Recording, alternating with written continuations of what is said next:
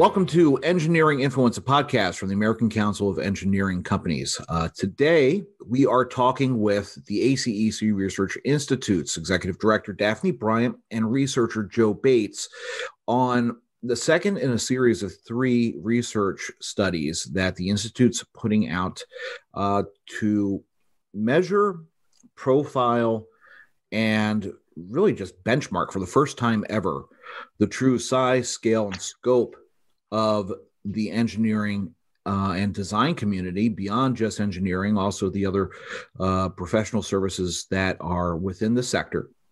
And they are releasing a first of its kind economic contribution report. And it's a significant study that kind of goes and fills in a lot of what the first study did, which was the profile, which was the benchmark.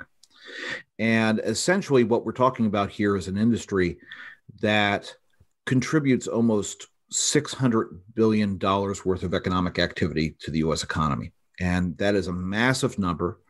There's a lot to talk about. There's a lot of detail to dig into here.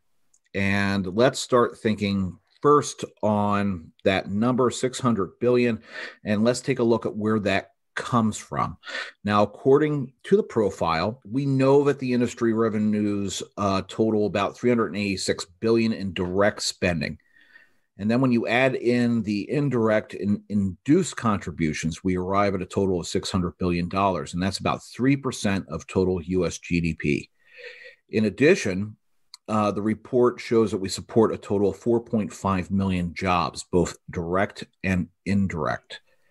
And really, those are some significant numbers. So, Daphne and Joe, welcome to the show to talk about this. Did you expect to see this in your research? Thanks, Jeff, for having us. And it is a huge number and a bit surprising. Although, I think we sort of innately knew that we were a big piece of the economy. We didn't have the exact numbers, so we're excited to have some exact numbers now to be able to share with the ACEC membership and the broader community. And looking forward to kind of diving into those with you today. Yeah. And Joe, we get to this point of looking at indirect and direct. And I know that, one of the things that this contribution report shows is that the engineering, architecture, design, that sector of the economy really does intersect and interact with practically every aspect of the economy from a macro level. Can you kind of go into how this works, how the direct and indirect impact of the industry on other sectors? Sure. Thanks, Jeff. And thanks again for having me here today. The direct economic impact is pretty much what we saw in the profile report that we released first. What this report does is it adds in the direct, and as you said, the indirect and the induced economic effects. What that means is the direct impact is what AE firms, what AE companies in this sector are spending. It's their revenues essentially. But they take those revenues and they pay their employees salaries and wages. They buy products and materials, et cetera, et cetera. They pay rents to commercial properties, or they buy other properties. Every time that money is spent by a firm in the AE sector, it then becomes an indirect benefit to the economy. So the idea is that if I gave you $100, Jeff, that's direct spending. But then you're going to take that $100 and spend it on other things. That's indirect spending. So when we talk about the direct, the indirect, and so on forth down the pipeline, we're talking about the money that starts in the AE sector and how it filters out through the economy. Yeah, and going back to that $600 billion number and what you just said about how, that multiplier effect throughout the economy.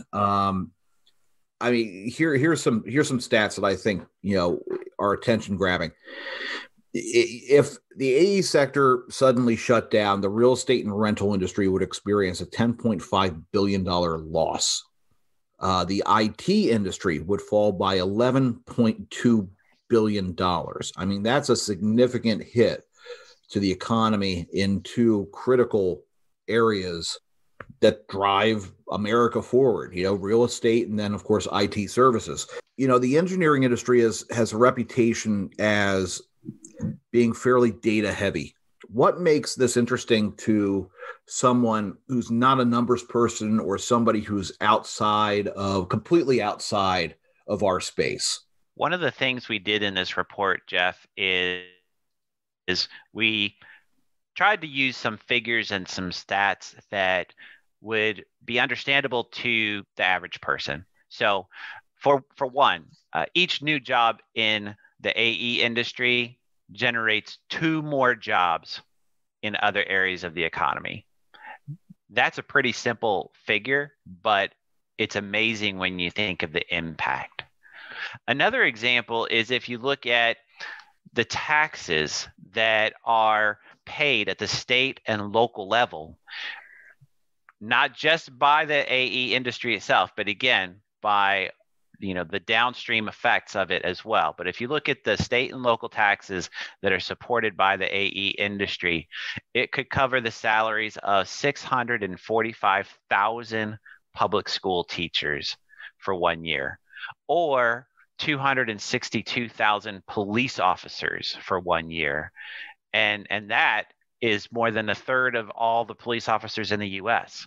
So that gives you some perspective of how large of a contribution the AE industry is making to the US economy. I think another thing, Jeff, that's interesting, just to kind of put it in terms of, things that the ACEC members think about, and I think this is something they might appreciate, is if you look at the contributions, again, from the engineering and related services and the annual taxes that are paid, there's enough taxes paid to repair 172,000 of America's 231,000 structurally deficient bridges. That's over half of the bridges that we know need help that would be impacted by that. So, we're really talking about some significant numbers here. I think when you get into those indirect benefits, when you start talking about the fact that the tax revenue that is generated by the sector and it filters down throughout the economy and especially into local communities, and you're able to say that the engineering sector supports that many teachers, that many first responders, the people who keep our communities running, is significant. And it shows how interwoven the engineering sector is to the rest of the economy. I would imagine that this kind of data is going to be beneficial to a lot of people, not just our members, and I'm sure that they're going to get great use out of this. But then, outside of ACEC, we have a number of groups that are within the construction or design space, whether they're architects, they're contractors, even the suppliers of infrastructure should be able to use this data to underscore why, their contribution is important too, because they're part of this larger overall puzzle. And the same can be said for policymakers. For anyone out there listening who is, thinking about what Congress might do next on infrastructure, I mean, this goes to show you plus up money for bridges or highways. That engages an engineering firm to design or manage the project. That money is reinvested into communities. You have that multiplier effect on employment. You have the multiplier effect on tax revenue. And you can see how that is the basis of economic stimulus in communities that receive that investment. How far do you want to get this report out beyond the ACEC community? Yeah, Jeff, I think, there's a lot of great data and information that's come from this study and even from the one we released last month on the industry profile, right? That first allows ACEC members to really understand our footprint from an economic standpoint, and then also from an industry standpoint. So, we're literally taking this study and being able to see our intersection with all industries. One of the stats that really, I think, impressed me when I read through the final findings was 1 in every 33 Americans owes their job to engineering and architecture industry. Yeah. That's significant impact and contribution that we're having. Mm-hmm. We're playing a really strong supporting role in all industries, not just our own. And I think, that can't be understated. So I think it will have a lot of impact moving forward.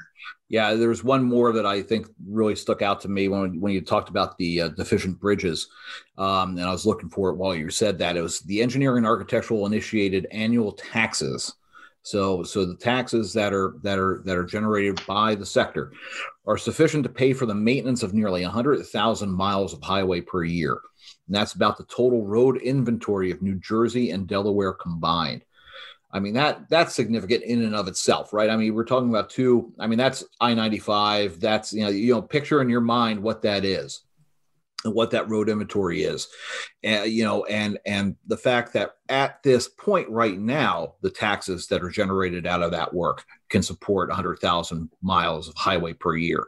If we increase investment in infrastructure and we do more projects that require design services, that number is just going to grow. And I think information like this, like you said, because it shows the impact on so many different sectors, this is the kind of thing that could help policymakers kind of picture and for the first time kind of, really create that, translate the data into something that's actually tangible, because it's always that challenge of saying that, okay, you talk about the number of deficient bridges that we have. We talk about the number of miles of highway that are in disrepair. And we all talk about the same thing all the time. We're always talking about the bad stuff.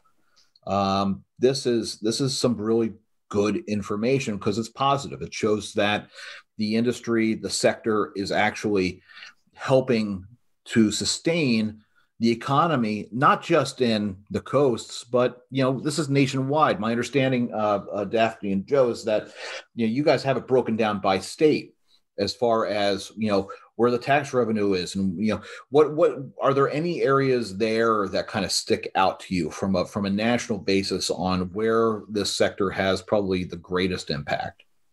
Yeah, I think it's a great point, Jeff. And one that I was just thinking about as you were talking too, is to make sure that your listeners realize that this study does have state level detail in it. And so we're able to look at the job contribution, the tax contribution, GDP contributions by state. Probably not surprising, California and Texas are the largest. Obviously based on population footprint and so forth. So those definitely do stand out as kind of the top contributors in all the work that we did. We also see, Jeff, a few interesting data points that pop out because of certain industries that are more concentrated in certain parts of the country. So, for instance, the aerospace industry is, of course, more focused in the Northwest. So we see in some areas, the Northwestern states have a little bit more impact when it comes to the AE sector. We also see Michigan as having an outsized impact because of the automakers that are focused in that area. So there are some really interesting nuances when you look at the state level. I think another point just to make overall, as you were saying before, policymakers really do need to understand how important the AE sector is, because obviously there's a lot of public investment into the AE sector. And it's not just these direct and indirect benefits that we're talking about. We haven't even looked at what's the total impact of building a new highway on a state's economy. That's not even part of the purview of this. So we're showing there's a tremendous number of benefits. But if you look at what is produced as a result, those benefits continue long after the actual project is completed. Absolutely. And one of the things that is mentioned a lot when we talk about different aspects of engineering, and we have firm leaders, and we have some people who are specialists. They always talk about systems, right? They always talk about look at engineering as a system. You're not just building a skyscraper. It's a system in itself. You have all the different components that go into it to make it actually work. The same thing can be said for infrastructure, because, for example, we have interests from a policy perspective of ACEC that run the gambit from, immigration to, of course, WRDA for water infrastructure. Let's take WRDA, for example. That's ports, and let's say the port of Charleston. And you're talking about dredging around the port of Charleston to allow post-Panamax ships to be able to dock there so that we're economically competitive. Well, okay, you do that. You create the roads that attach to the port.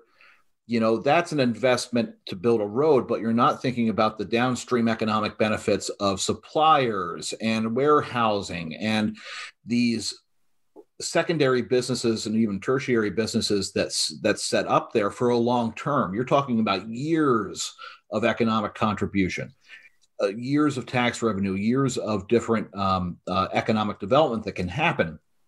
So, to that point, it's not just a one-time thing either. It's constant generation of tax revenue. It's constant generation of jobs and opportunity and business. So that's something, of course, should be part of the conversation whenever policymakers are looking at putting together another WRDA bill or the second, FAST Act, or whatever you have. So, Daphne, the report is out now. Where can people go and download it? And I imagine, just like in the profile, there are materials supporting the report, infographics and videos and the like. Where can they find all that? Yeah, absolutely. In fact, the same place, hopefully, they went and saw the industry profile. So that is programs.acec.org/impact-report. And actually, you'll find the industry profile report there, as well as this latest contribution report.